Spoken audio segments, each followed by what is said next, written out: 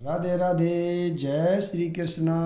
आज मैं श्रीमद् भागवत गीता का अध्याय नंबर 4 का सीरियल नंबर 7 को पढ़ते हुए आगे की तरफ बढ़ाता हूँ। किंतु जो अज्ञानी तथा श्रद्धाविहीन व्यक्ति शास्त्रों में संदेह करते हैं वे भगवत भावनामृत नहीं प्राप्त करते, अपितु नीचे गिर जाते हैं। संशय आत्मा के लिए न तो इस लोक में और न परलोक में कोई सुख है। भगवत गीता सभी प्रामाणिक एवं मान्य शास्त्रों में सर्वोत्तम है। जो लोग पशु तुल्य हैं उनमें न तो प्रामाणिक शास्त्रों के प्रति कोई श्रद्धा है और न उनका ज्ञान होता है, और कुछ लोगों को यद्यपि उनका ज्ञान होता है और उनमें से वे उदाहरण देते रहते हैं, किंतु उनमें वास्तविक विश्वास नहीं करते। यहाँ तक कि कुछ लोग जिनमें भगवत गीता जैसे शास्त्रों में श्रद्धा होती भी है, फिर भी वे न तो भगवान कृष्ण में विश्वास करते हैं न उनकी पूजा करते हैं। ऐसे लोगों को कृष्ण भावनामृत का कोई ज्ञान नहीं होता। वे नीचे गिरते हैं। उपर्युक्त सभी कोटि के व्यक्तियों में जो श्रद्धालु नहीं हैं और सदैव संशयग्रस्त रहते हैं, वे तनिक भी उन्नति नहीं कर पाते। जो लोग ईश्वर तथा उनके वचनों में श्रद्धा नहीं रखते, उन्हें न तो इस संसार में और न भावी लोक में कुछ हाथ लगता है।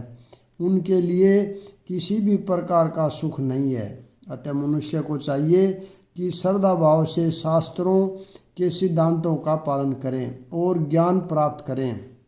इसी ज्ञान से मनुष्य आध्यात्मिक अनुभूति के दिव्य पद तक पहुंच सकता है। दूसरे शब्दों में आध्यात्मिक उत्थान में संशयग्रस्त मनुष्यों की कोई स्थान नहीं मिलता। अतः मनुष्यों को चाहिए कि परंपरा से चले आ रहे महान आचार्यों के पद चिन्हों का अनुसरण करे और सफलता प्राप्त करे। जो व्यक्ति अपने कर्म फलों का परित्याग करते हुए भक्ति करता है और जिसके संयम दिव्य ज्ञान द्वारा विनष्ट हो चुके होते हैं, वही वास्तविक में आत्म परायण है। वे धनंजय वह कर्मों के बंधन से नहीं बनता। जो मनुष्य भगवत गीता की शिक्षा का उसी रूप में पालन करता है जिस रूप में भगवान श्री कृष्ण ने दी थी, तो वह दिव्य ज्ञान की कृपा से समस्त संशयों से मुक्त हो जाता है। पूर्णतः कृष्ण भावना भावित होने के कारण उसे श्री भगवान के अंश रूप में अपने स्वरूप का ज्ञान पहले ही हो जाता है। अतएव निसंदेह वह कर्म बंधन से मुक्त है।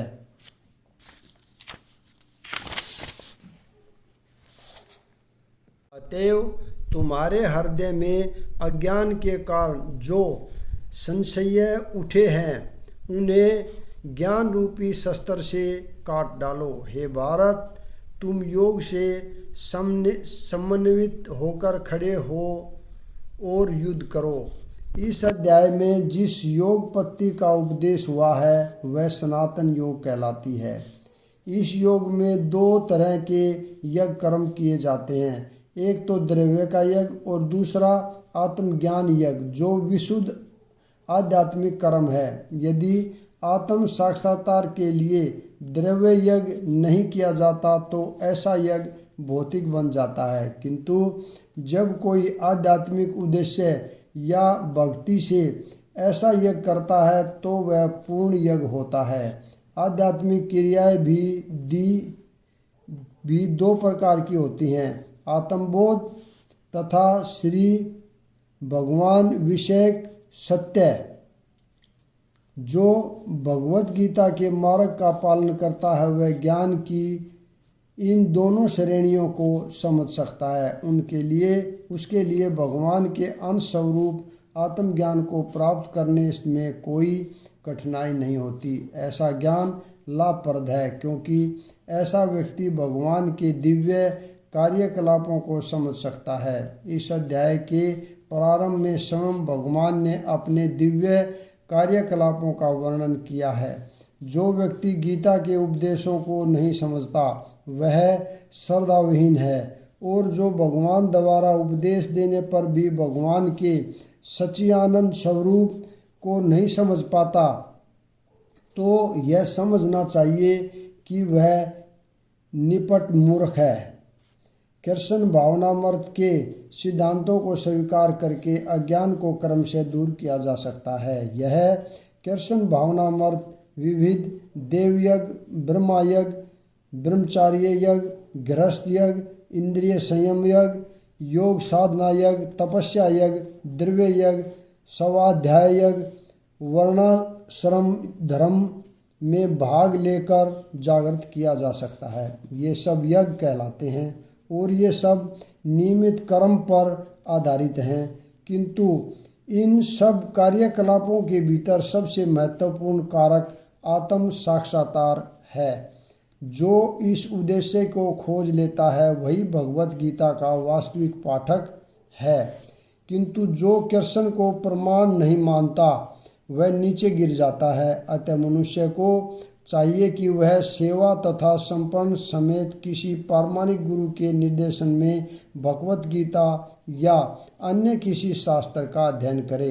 पारमाणिक गुरु अंतकाल से चली आने वाली परंपरा में होता है और वह परमेश्वर के उन उपदेशों से तनिक भी विमत नहीं होता जिन्हें उन्होंने लाखों वर्ष पूर्व सूर्य देव को दिया था और जिसने भगवत गीता के उपदेश इस धराधाम में आए।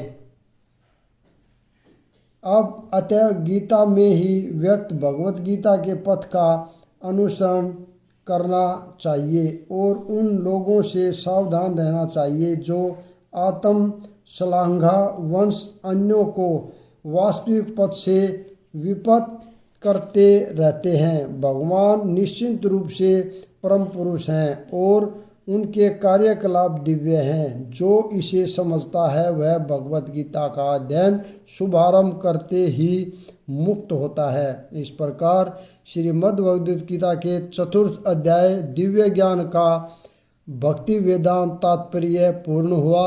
अगला भाग अध्याय 5 हम कल पढ़ेंगे। राधे राधे। जय श्री कृष्ण।